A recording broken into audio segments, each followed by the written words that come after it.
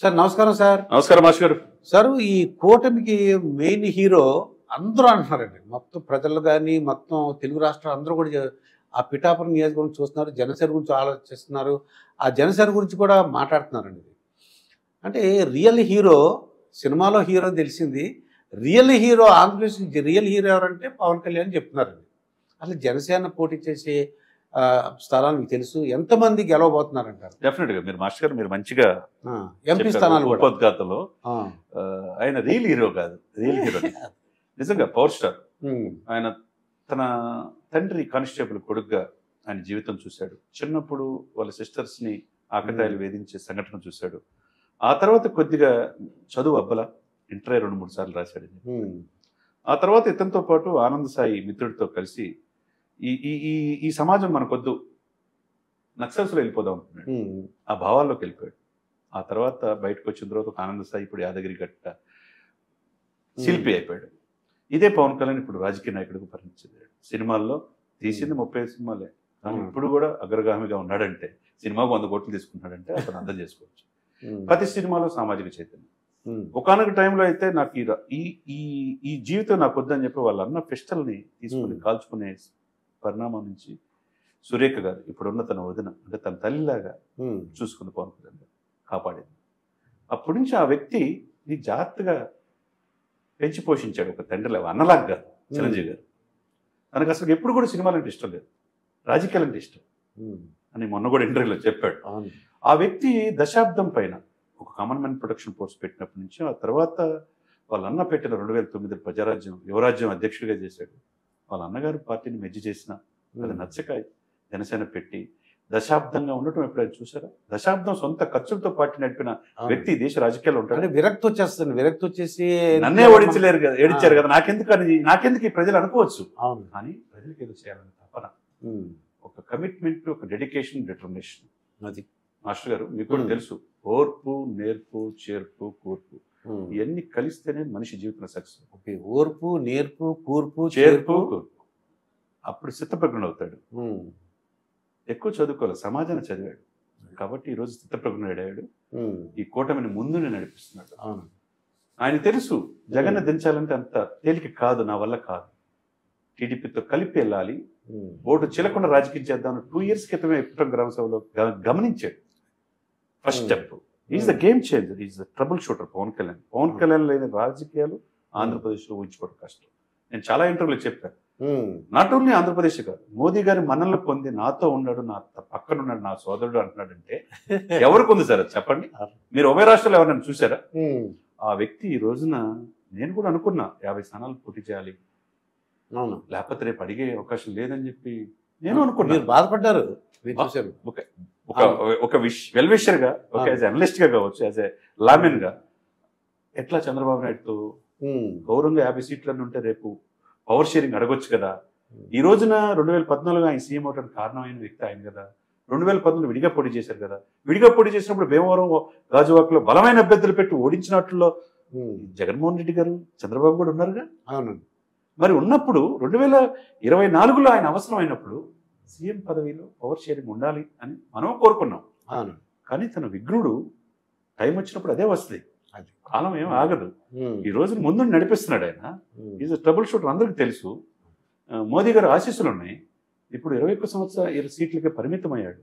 చాలా మంది అమ్ముడు పోయారు అంటారు. వైసీపీ వాళ్ళు అంటే 24 నుంచి 21 పడిపోయాడు, 2 ఎంపీలు పడిపోయాడు, ఒక్క సీటు కూడా రాదంటారు. మరి ఒక్క సీటు రాని వ్యక్తికే మోదీ గారు పక్కన కూర్చోబెట్టుకుంటున్నాడు. నమస్కారాన్ని ప్రతి నమస్కారం, ఆయన కాళ్ళకి దండం పెట్టుకుంటే కాదని చెప్పి ఆయన నువ్వు దండం పెట్టకూడదు అని చెప్పి తీసుకున్నాడంటే అంత ప్రేమ ఉభయ రాష్ట్రాలు ఏ నాయకుడి మీద చూసారా మోదీ గారు? లేదు. ఇప్పుడు సరే 21 సీట్లకు పోటీ చేస్తున్నాడు, గెలవరన్నారు. పిఠాపురం ఫస్ట్ అఖండ మెజార్టీ, ఇందాక చెప్పినట్టు 78,000 మెజార్టీతో గెలుస్తున్నాడు. తర్వాత వచ్చే సీట్లు తాడేపల్లిగూడెం, నేను చెప్పేసి బొలిశెట్టి శ్రీనివాస్, ఆయన ఆంధ్ర బాహుబలిగా పెట్టాడు, పవన్ కళ్యాణ్ పెట్టాడు. ఆయన ముందుండి మొదటి నుంచి ఆయన కోసం చాలా ఆస్తులు పోగొట్టుకున్నాడు, పార్టీని బతికిచ్చాడు. అక్కడ కొట్టు సత్యనారాయణ మీద మంత్రి, నిన్న అదే నియోజకవర్గంలో డిప్యూటీ సీఎం నిన్న అదే నియోజకవర్గంలో పోస్టల్ బ్యాలెట్లు ఎక్కువ ప్రభుత్వాలు వ్యతిరేకంగా పడింది. కొట్టు సత్యనారాయణ ప్రభావితం తిరగబడ్డారు జనం అక్కడ. అంటే చూడు, కొట్టు సత్యనారాయణ గారు ఇకపోతే భీమవరం పులపర్తి రామాంజనేయులు ఎవరు ఊహించిన విధంగా భీమవరం పోటీ చేస్తారు అనుకున్నారు కదా. మరి అక్కడ పులపర్తి రామాంజనేయులు తీసుకొచ్చి పెట్టాడు. ఆయన జనసేన జెండా వేసేసి అక్కడ కాపులు రాజులు అందరూ కలిపి ఒకప్పుడు ఎమ్మెల్యే ఆయన వియ్యంకుడు గంటా శ్రీనివాస్కి ఆయన అక్కడ మెజార్టీతో గెలవబోతున్నాడు.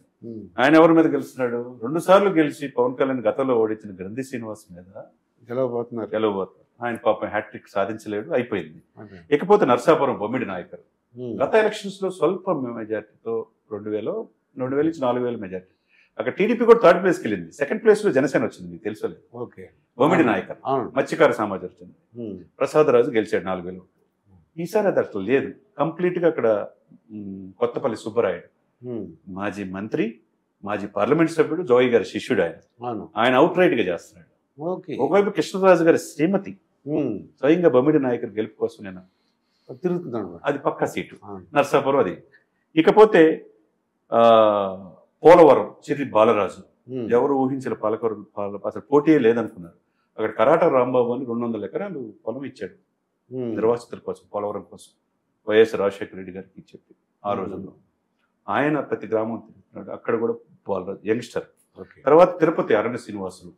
తిరుపతి ఒకప్పుడు సీటు పాలకుల ప్రజలు ఓడించిన తిరుపతి ప్రజలు అప్పుడు చేర్చుకున్నారు చిరంజీవి గారిని. ఆ సీటు అరణ్య శ్రీనివాసులు. ఆయన చిత్తూరు ఎమ్మెల్యే నుంచి ఇక్కడికి వచ్చి వైసీపీ నుంచి వచ్చి పోటీ చేస్తున్నాడు. ఆయన గెలవబోతున్నాడు. ఇకపోతే ఉంగుటూరు పచ్చమట్ల ధర్మరాజు, ఆయన కూడా మొదట్లో కష్టం అనుకున్నారు, ఆయన గెలవబోతున్నారు. ఇకపోతే పిఠాపురం ముందు చెప్పాను. ఆ తర్వాత వచ్చేది నెల్లిమర్ల ఒక మాధవి, యువ పారిశ్రామికవేత్త. అక్కడ ఉత్తరాంధ్ర వెళ్ళి వ్యాపారాలు పెట్టింది, పరిశ్రమలు పెట్టి వందలాది మందికి ఉపాధి కల్పిస్తుంది. లోకం మాధవి మహిళకు కాబట్టి సపోర్ట్ డెఫినెట్ గా ఉత్తరాంధ్రలో ఆ సీటు. ఎందుకంటే ఉత్తరాంధ్రలో ఆయన ఇక్కడ చాలా మందికి కిడ్నీ బాధితులకి డయాలసిస్ కేంద్రాలు ఏర్పాటు చేయడంలో ఉద్దానం కోసం చేశాడు కాబట్టి పవన్ కంటూ ఒక ఇమేజ్ ఉంది అక్కడ. తర్వాత అనకాపల్లి కొనతలరాము, అది వ్యూహాత్మకమైన ఇది. మాజీ మంత్రి, ఎవరు ఎక్స్పెక్ట్ చేయాల. అక్కడ ముందు ఎవరు అనుకున్నారు? నాగబాబు అనుకున్నారు, అనకాపల్లి ఎంపీ అనుకున్నారు, రకరకాల మార్చి పవన్ కళ్యాణ్ గారు ఆయన ఇంటికి వెళ్ళి కొనతల రామకృష్ణ అక్కడ పెట్టారు. అనకాపల్లి సీట్ గెలవబోతున్నారు. అక్కడ విశాఖపట్నం వంశీకృష్ణ యాదవ్, విశాఖపట్నం దక్షిణం నుంచి ఆయన వైసీపీ ఎమ్మెల్సీ అక్కడ వదులుకొని వచ్చాడు, ఆయన గెలవబోతున్నాడు. తర్వాత వచ్చేసరికి కాకినాడ రూరల్ పంతం నానాజీ అఖండ మెజార్టీతో గెలవబోతున్నాడు అక్కడ. తర్వాత రాజానగరం బత్తుల రామకృష్ణ, ఆయన మొదటి నుంచి పార్టీని కనిపెట్టుకున్నాడు, ఆయన మెజార్టీతో. జక్కంపూడి రాజా మీద గెలవబోతున్నాడు, జక్కంపూడి రామ్మోహన్ రావు కొడుకు మీద. తర్వాత తెనాలి నాదెండ్ల మనోహర్, ఆయన మొదటి నుంచి ఆయన కనిపెట్టుకొని ఉన్నాడు, అక్కడ సామాజిక వర్గ సమీకరణలో భాగంగా ఆయన గెలవబోతున్నాడు. తర్వాత అవనిగడ్డ మండల బుద్ధపతి సౌమ్యుడు, శాంతి కామకుడు, తెలుసు వాళ్ళ ఫ్యామిలీ ఏంటని. ఆయన డెఫినెట్ గా అక్కడ మండల బుద్ధ టీడీపీలో ఉన్న ఆయన్ని జనసేనలో వచ్చారు, జనసేనలో గెలవబోతారు. తర్వాత నెడదవోలు కందులు దుర్గేష్, మనం రాజమండ్రి రూరల్ పక్కా సీటు కదా, ఎందుకు ఇవ్వట్లేదు కందులు దుర్గేష్కి అని చెప్పి అనుకున్నాం. గోరంట్ల బుచ్చి చదువుకి వేస్తున్నారు రాజమండ్రి అని, ఆయన వయసులో ఎందుకు అని చెప్పి అనుకున్నాం. కానీ త్యాగం చేశారు అక్కడ కూడా. అతి తక్కువలో నిడదవోలు కూడా కవర్ చేసుకున్నారు, అక్కడ మెజార్టీతో కందులు దుర్గేష్ కలవబోతుంది. ఆయన ఈస్ట్ గోదావరి జిల్లా అధ్యక్షుడు. తర్వాత వచ్చేసరికి పెందుర్తి పంచికల రమేష్, ఈయన కూడా వైఎస్ఆర్సీపీ విశాఖపట్నం అధ్యక్షుడు, పార్టీ కాదనుకుని వచ్చాడు. చిరంజీవి గారు కూడా సపోర్ట్ చేశాడు సీఎం రమేష్ గారిని. ఎందుకంటే పంచికల రమేష్ రాజకీయ జీవితం ఇచ్చింది ప్రజారాజ్యంలో 2009లో చిరంజీవి గారు కాబట్టి ఆయన పక్కా గెలవబోతున్నాడు. ఇకపోతే ఎలమంచిలి సుందరపు విజయ్ కుమార్, ఆయన కూడా ఒక ఫైర్ బ్రాండ్ లాగా ఎప్పటికప్పుడు మీడియాలో ఉంటాడు, పవన్ గారి శిష్యుడు, ఆయన గెలవబోతున్నాడు. ఇకపోతే ఓడిపోయే నియోజకవర్గాల్లో రాజోలు, పి గన్నవరం. ఎందుకంటే రాజోలు ఈజీ సీటు, కానీ అక్కడ స్థానికులు ఇప్పుడు ఈ వ్యక్తిని ఆయన్ని దేవి వరప్రసాద్ అని పెట్టారు, ఆయన్ని తీసుకోలేకపోతారు. మరి అది సెట్ చేసుకోవటంలో టైం లేదు. 2 రోజుల్లో కూడా చూడాలి. పి గన్నవరం గిడ్డి సత్యనారాయణ, అక్కడ మహాసేన రాజేష్ ఒక డిస్టర్బెన్స్ ఉంది.